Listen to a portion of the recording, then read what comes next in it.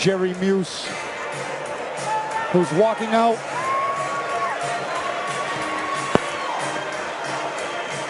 With the Massachusetts Army National Guard Honor Guard.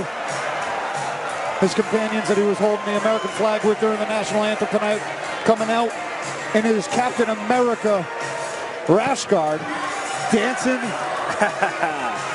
with his military compadres. There he goes. Jerry Muse, if I remember correctly, he is a character. This guy loves to dance. They'll dance between rounds. He has been cool, calm, and quiet this whole weekend. Hughes needs to make sure that he's not going for these submissions too much and weighing at his arms. Great point. Don't be afraid to go for it if it's your bread and butter, but know when to let go of it and change the game plan up, because it might not be as effective against the caliber of grappler that Jerry Muse is. And here he comes. Spider-Man's out, and we've got Jerry Muse in the black belt kimono.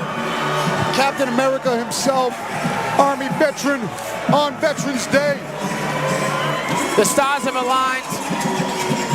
And Aaron Hughes is clamoring for this matchup. Oh, here we go. Now it's a walkout. Aaron Hughes is dancing in the cage. That was way too tame for a Jerry Muse walkout. Aaron Hughes enjoying the moment as well. Closing out the show for Regiment Training Center and the boys out of Fall River, Massachusetts. Jerry Muse closing out the show for Sid Yurtong. Got a coordinated dance with the staff going. Even Aaron Hughes is getting in on it. What is happening inside the Cage Titans cage? Oh no. Aaron It's his and Aaron Haynes. Yeah, absolutely. Aaron Hughes is barking at us saying it's his cage. Oh, Jerry Muse is about to walk, but he says, no, one more thing. Choreographed to the T. You expect nothing less. Both entertaining in their own right. Man, what are we watching? I don't understand what's happening in front of me right now, dude. Someone call Israel Adesanya, tell him to step his game up with the walkouts. You've been challenged. What I love the most about Jerry Muse's walkouts and all his theatrics with the weigh-ins and stuff, Spider-Man is just lurking all the time. There. He's just there. He's always at least like 10 feet away. He's just in the area. Yeah. So, who is Spider-Man? Is it Zach Searle? Who knows, man? I hope not. I hope not. I think we all share that sentiment. I like to look up to Spider-Man. I don't want Zach Searle under that costume. I thought it was Peter Parker. All right. Fair. Well played, sir. Well played. That's about the extent of my comic book knowledge right there. But Spider-Man's in the corner. Local Lobo. So maybe, keys to victory anytime now. All right, let's get it up there for Captain America. Own the show, as he is so ready to do all the time. Stick to your fundamentals, as I always say to my classes. Basics, fill body bags. That's what's going to get you done this one. And forward aggression. Try not to move backward against Aaron. He actually has very good kicks, very good striking as he goes forward. You're going to have to keep him on his back foot. If not, you're going to find yourself in some heavy leg kick trouble, body kick trouble from Aaron Hughes.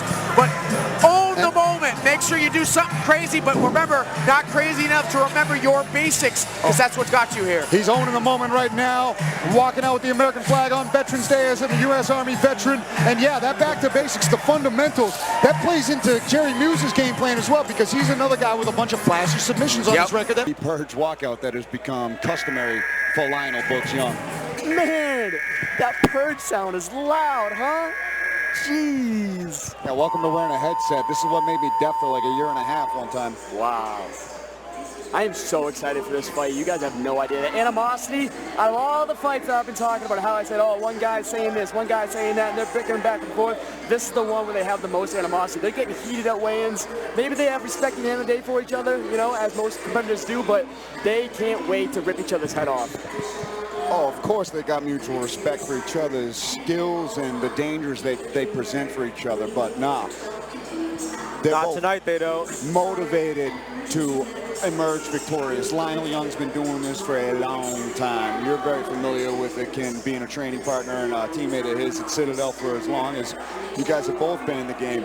You know, fighting up weight classes as high as middleweight early in his career, succumbing to a lot of losses against bigger opposition with more experience at the time, and has found a stride late in his career, winning 3 out of his last 5 fights in devastating finishing fashion. And though he's coming off a loss over a combat zone, he's still riding that momentum here in this building and has made a name for himself with these kind of walkouts and the finishes that he's provided these fans.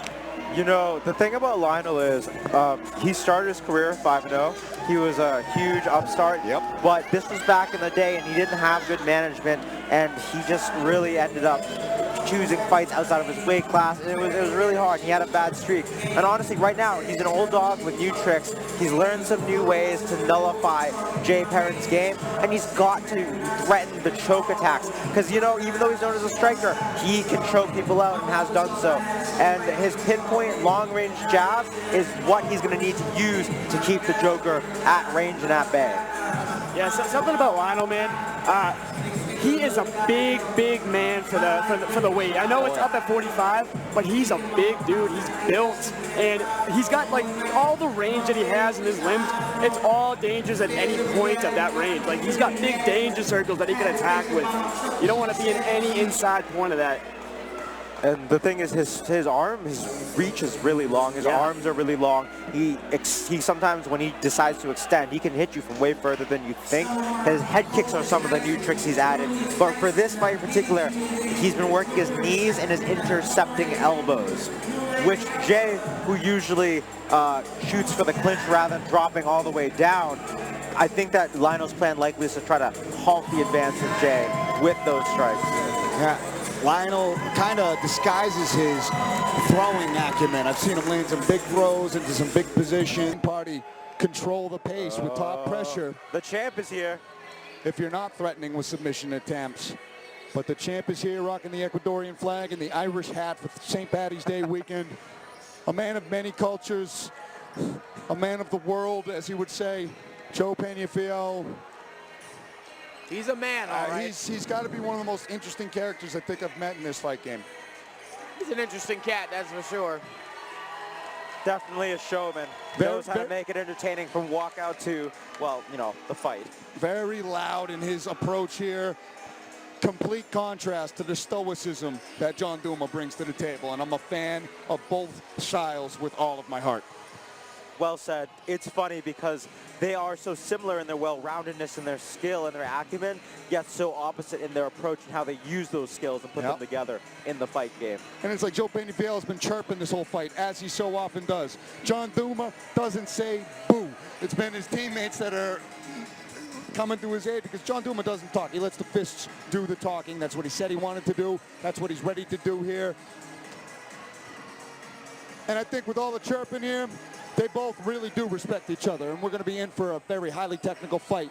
One of my things that I'm most impressed with Joe Peñafiel is the off timing of his strikes. He sets up with little feints, little angles, and you don't even think a punch is coming, and then all of a sudden a fist is flying up from a weird angled uppercut or whatnot. He doesn't really piece together too much volume, though, throughout his fights, and I think he's going to have to. Going on a world tour.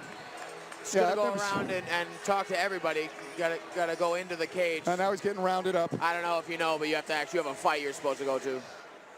It's weird that you did that, but word. Yeah, he's partying. That's just what it is. It's not the first time, probably won't be the last time that the party parties before a fight.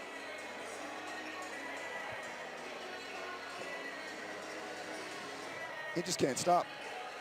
One of the things about him, too, is because he's so fearless, that's where that off rhythm and off timing comes from. Where others are a bit flinchier in the fire, he's just chilling. He's cooling in there. He'll feint. He'll not react to what you do, and then he'll just fire one off when you least expect it.